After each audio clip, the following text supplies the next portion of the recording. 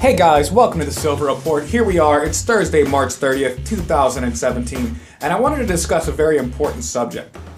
A very pivotal move was taken in the United States in 1985. Something that really was revolutionary, and a lot of people haven't really understood just what took place. Ronald Reagan. Now, if you go and look this up in Wikipedia, they're going to give you a false story that somehow the United States just had too much silver and too much gold and they wanted to find ways to alleviate their stockpile. But I think that it was really, as the coin was deemed, the Liberty Coin Act. What we've been facing in the United States since the conception of the Federal Reserve is a bleeding and backdoor robbery of the citizens and also the wealth of this country. Similar to what has just taken place recently in Utah, in Arizona, similar to the actions that have been taken and the speeches that we've heard through Ron Paul and all these people, that we have been robbed of money. And the real issue is that money is silver and gold. All around the world, it's accepted. It doesn't matter what currency they use, gold coins will trade for it. Silver coins will trade for it. No matter where you are. It's not the same with all currencies. Some currencies just disappear and go away within a matter of months. And that's just the way of the world, especially with fiat dollars. Now, Ronald Reagan, and this is why I'll say that this was such a revolutionary act. Having survived his assassination attempt, he put forth the Liberty Coinage Act. What it did was it authorized and instructed the U.S. Mint to begin production of a silver coin and a gold coin. And it described the exact weights and measurements, even that it would have rated edges. What exactly the silver content it would contain, the gold content it would contain. And this was, they also needed to produce enough to be able to be sufficient for public demand, to meet public demand. This was revolutionary. Similar to being able to use gold and silver as money, one thing that was very important to the law that he signed was that they would have numismatic value and that they would be legal tender. So he began having the mint once again, for the first time in a long time, begin to issue legal tender gold and silver coins. That's because the dollar, when it was disconnected from the Bretton Woods Standard, when it was created, it was destined to fail. Freely floating fiat monetary systems always fail. It has been destined to fail. There's only a quick frenzy in the middle in which people can leverage their control over the printing press to acquire real tangible assets like oil, opium, trade and food, rice, even TVs from China, being able to distribute this useless paper throughout the world as long as the world has confidence in it. But when you have a fiat system, it's really only backed by that confidence. It's backed by people's idea that it has value. And it's traded throughout the world. Now, the reason this was such a beautiful act was because the people of the United States, they've been disconnected from the fact of what real money is. This is very similar to the reason that they would adopt the name the Federal Reserve, because they wanted to deceive people. They wanted to alter people's minds from what gold and silver is. This is the reason we have price manipulation. In fact, there was even came out in CIA documents that they created gold futures in order to control the price of gold and to dissuade the American citizens from wanting to possess it. There was a major crisis in which in 1933 they went through and they confiscated all of the citizens' gold. They were having major currency crisis.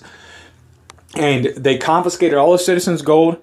They revaluated it immediately from $25 an ounce to $35 an ounce after they got as much as they thought people were going to turn into. If you had held your gold during that time, you would have increased your assets massively. But for those who handed them over for paper, what they found was that suddenly what they could have held was worth more and the paper was worth less. So they've created these systems, they've created this market manipulation. This is the reason the Federal Reserve, a lot of their actions are in particularly focused on gold and the price of gold. When they see gold moving in such high volumes, they have a fear. Gold is the enemy of the Federal Reserve. Now, is an enemy of all fiat systems. Gold is money. So is silver. This is why them being stamped with a dollar value on them. Now, in fact, in 1985, $50 an ounce of gold and $1 for an ounce of silver, it didn't seem that extreme because a 1985 dollar would have bought you a lot more. But since then, we've continued on this downward spiral, this continued depreciation of the currency, which always will continue. It is a mathematical certainty that the currency will continue to depreciate until it is no longer worth anything. Till you go to the store and you're spending $1,000 just to get groceries for a few days, only because your money's worth nothing. Pay attention to what happened in St. Louis. They've just increased the minimum wage there by 45%. Pay attention to what happens to their paychecks. They might get larger, but guess what else gets larger? When you go to those same McDonald's, Burger Kings, where half of them lost their jobs, you know what happens? Your Big Mac now costs $7. Because there's more money in circulation, there's more inflation, there's more overhead for businesses, and what you've done is destroy the currency. That is what we've taken place. This is why we continually need federal minimum wage increases in this country. It is because this dollar, after it's disconnected from any real tangible asset, is continuously falling.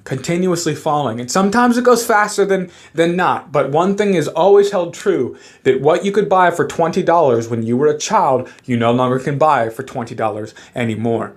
No, and we've just gotten used to it. And it gets to the point where you drop some change on the ground, you don't even go around to pick it up anymore because it's absolutely worthless. You can't even purchase things for under $1 anymore when you used to go to the store and buy things for 1 penny.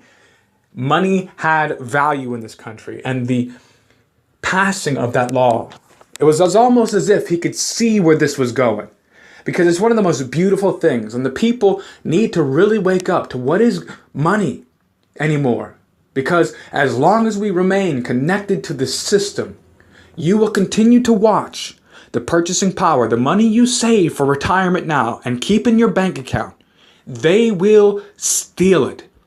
They might not just take your whole account, but the way that they will steal it is that your $100,000, by the time 10 years goes by, will be the equivalent of $70,000.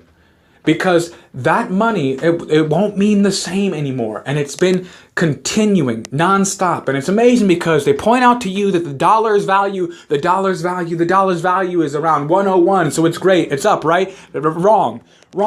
Because the dollar's value is only connected across currencies around the world, which are also all fiat currencies right now.